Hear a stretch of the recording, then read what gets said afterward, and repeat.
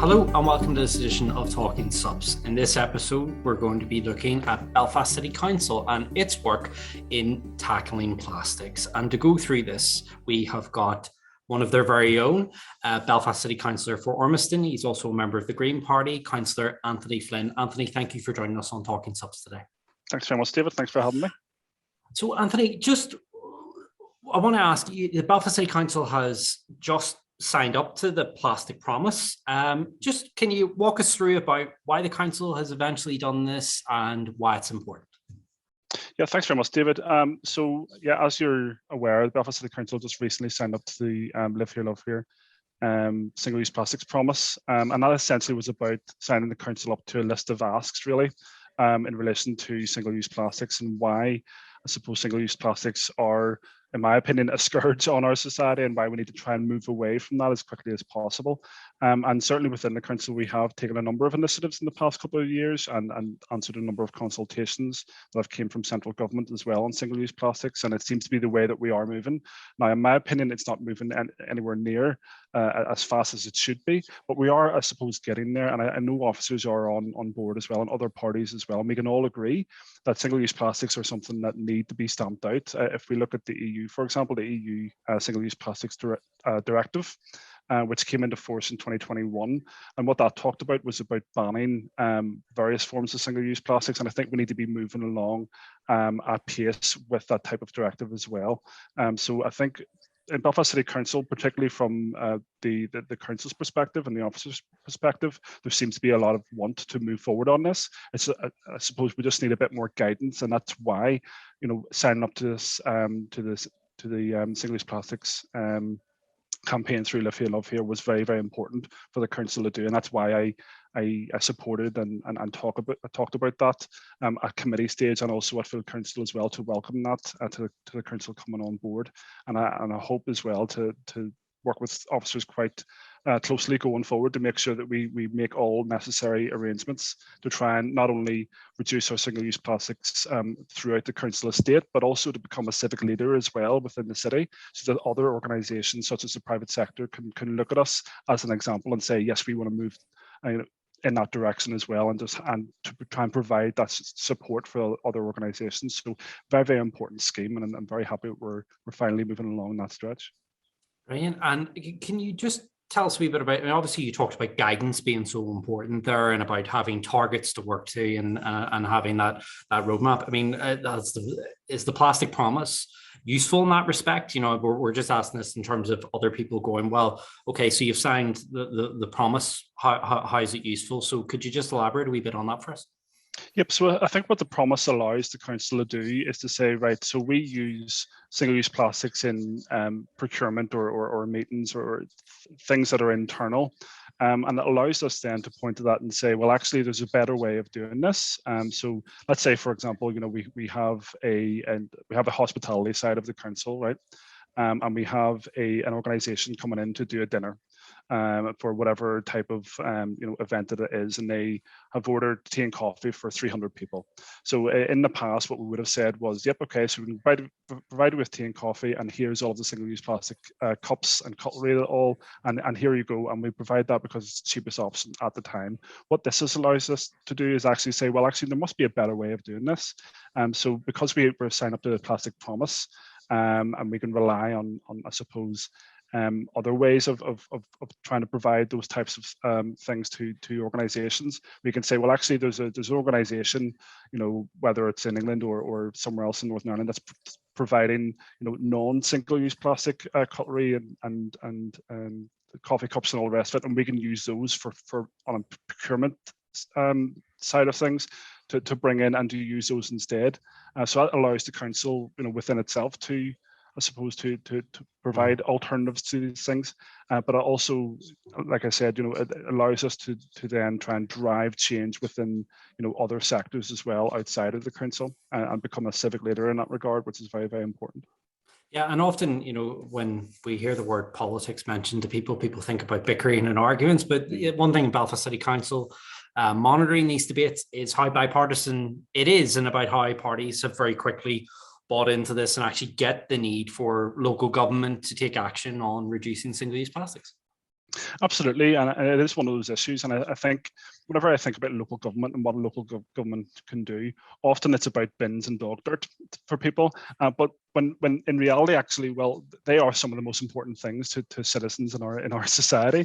When I talk to any residents, any constituent within my own area of Ormiston, I'm always talking about bins and recycling, because that's the number one thing that people see, and that's the number one, I suppose, impact that people can make in their ordinary day-to-day lives, which is why I talk about recycling so much, and why we need to expand glass recycling, for example. I know this is a debate around single-use plastics, but in my opinion, making recyclable or recycling as accessible as possible to people, will increase the recycling rates, because when people, I suppose, have to think less about doing something, they're going to do it, and whenever you provide the means for people to do something such as reducing their plastics in everyday life, they're going to come along with you, and they're going to do it. And I know quite recently there was a consultation that came out through the Department for Agriculture, and it was about single-use plastics and the reduction of our single-use plastics throughout Northern Ireland as a whole. And they were essentially consulting all the different local authorities. And what they said is that in Northern Ireland alone, we use about 70 million single-use plastic cups.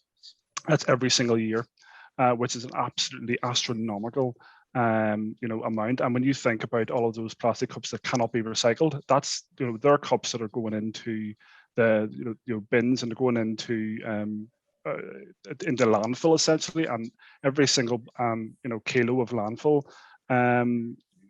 collection is costing the city money. There's a landfill tax that increases every single year, and that's less money we can put into services. That's less money that we can try and deliver for the local economy as well. So for me, it's about trying to put a price on this and say, well, actually, if we do make these changes, and the council is a leader in making these changes, it can save us money in the long term to reinvest back into the city and environmental projects, and that's why it's so important.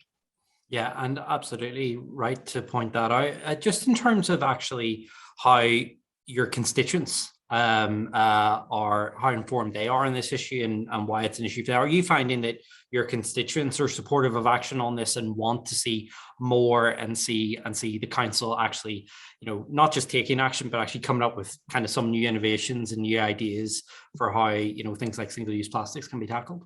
Yeah, absolutely. And as an elected representative now for the past 3 years, recycling and I suppose the accessibility of recycling does come up quite often when people write to me, and they like it whenever I talk about recycling or single-use plastics. And quite recently, I've been talking about soft plastics, for example, and people do write in and talk about those issues and say, yes, I've been thinking about this. I've got this bag of soft plastics, for example. I don't know what to do with it because there's nowhere to bring it, and the council doesn't, allow it to be put into our weekly collection. So what do I do with it?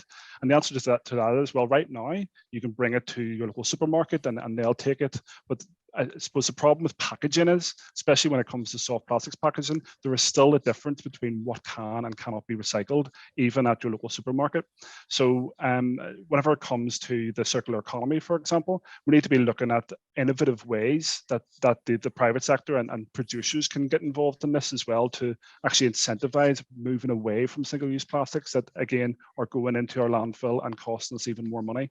And people are responsive to that whenever you talk about these issues to them, because they do see the impact of that. Because let's be honest, any normal family in a weekly period, if you were to take out every single-use plastic or even soft plastic that can't be recycled, from their black bin waste, you're going to fill it up pretty high, because you walk into any supermarket, for example, and there's shelves of food and vegetables and other material that are just covered in plastic. I remember looking at one of the local supermarkets, and it was a bag of 6 apples, but they were all wrapped in plastic, and another bag for a cauliflower, for example. And I'm sitting there thinking, why are you putting plastic around a cauliflower? It has a protective layer. You know what I mean? It comes with its own, I suppose, recycling bag, because it's grown from that. You know, so it's about trying to rethink how we actually deliver these things to consumers, and residents again are very, very clued into this as well. And you just have to see the I suppose the amount of the amount of zero waste shops as well that are opening up throughout East Belfast, for example. I know there's been at least 2 in the last number of years. So people are responsive to this. They want, as consumers, as residents, they want to make these changes, but they need to know, I suppose they don't need to know everything about how to do it, but it needs to be accessible for them, and they are aware that their elected representatives are ones that are talking about it. So it's very, very useful for us to have people come to us with ideas sometimes as well, and with problems that we can try and solve, and hopefully we can try and solve them for them. Yeah, and that leads on very nicely to my next question about the role of local government. You know, lots of people may look at this and go, yeah, but sure, what can a council do on this? What could a kind of, we've talked about a few things already, but what would your answer be back to that? What role should local government have in tackling the single-use plastics problem? Yep. So I think local government, while in Northern Ireland we have, I suppose, significantly less clout and power when you think about other local authorities, perhaps in England, we do have a lot of power when it comes to civic leadership, and that's beyond what we actually can do around recycling and single-use plastics. What the council can do, and what any council across Northern Ireland can do, is set a benchmark for industry and for different types of I suppose, the circular economy, and we can say, well, actually, this is the way we want to move. This is the way we, as an organisation which employs so many thousands of people and has an annual budget of so many hundreds of millions of pounds, this is what we're doing, because we see the benefit of that, and we can hold, workshops and hold information sessions, and we have a large social media following, and we can put out there what we're doing as an organisation, and that will allow not only representative groups within communities, but it'll also allow the private sector as well to come on board and say, well, actually, yeah, that's a really good idea, and that's something we haven't thought about, so we're going to do the same thing. And I would always look at, whenever it comes to the private sector, we have green initiatives within lots of businesses in Belfast, for example. A lot of businesses will have their green environmentally focused employee representative groups, for example, and they're always looking for ways to try and spend money in the community and make positive changes that are going to help and impact their local environment. And these are the types of initiatives that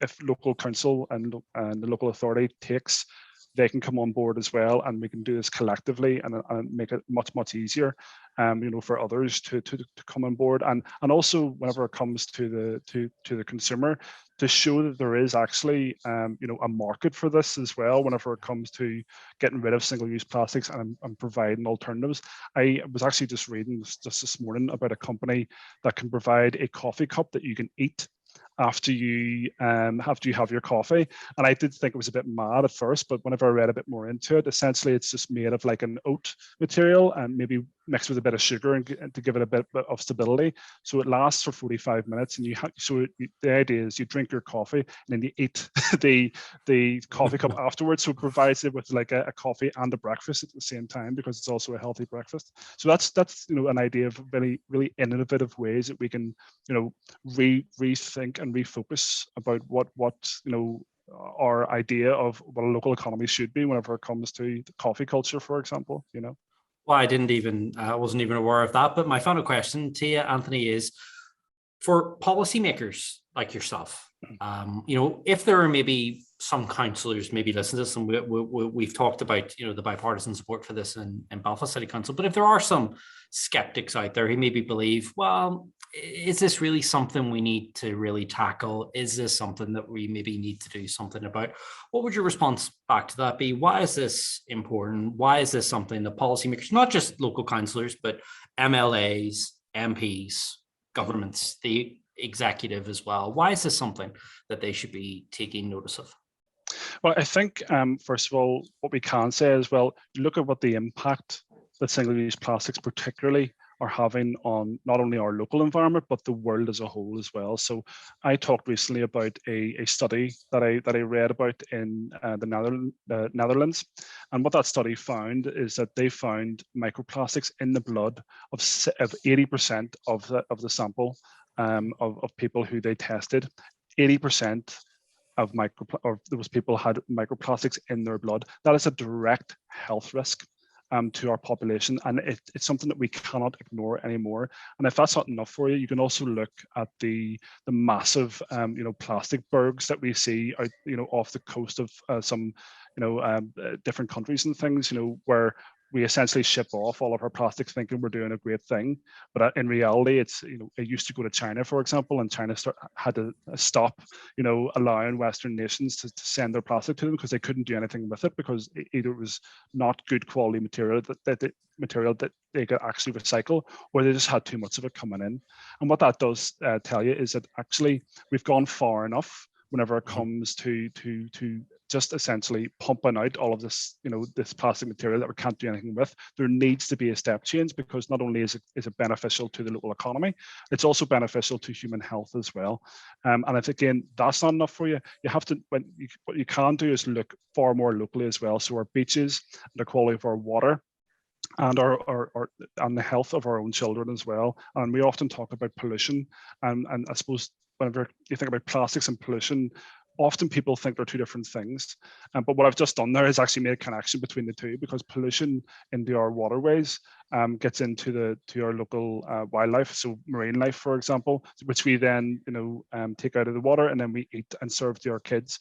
And that single-use plastic and that microplastics are getting into our kids as well now. So it's about making that connection with people and saying, not only is this important for the planet in terms of sustainability, it's important for human health, and it's important for our pockets as well, because I've already talked about the landfill tax that we have to pay every single year, and that cost is only going to go up as well. And also, just in a final point as well, already most of Western Europe is moving away from single-use plastics as well. I talked about the EU single-use plastics directive that came into force in 2021, and what that talked about was the ban on single-use plastics in relation to cutlery and some certain types of crockery as well. But it also is bringing in plastic coffee cups and food items as well.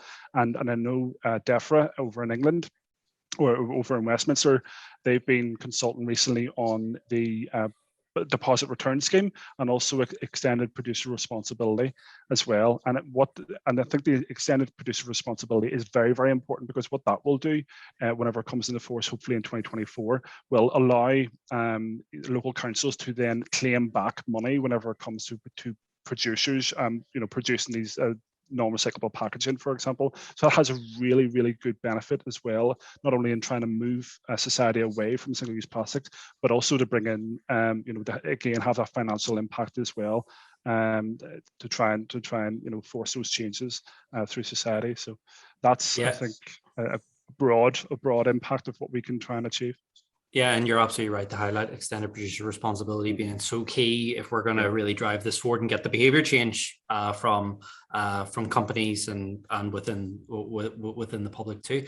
Councillor Anthony Flynn, thank you so much for sharing your insights. Great to hear so much stuff going on at Belfast City Council, and a lot of positivity. Looking forward to seeing how you guys take this forward. So thank you for joining us on Talking SUPs.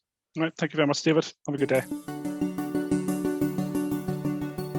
Thank you for listening to this episode of Talking SUPs. Please remember to hit the subscribe button so that you can keep up to date with all future episodes from this series. Thank you for watching.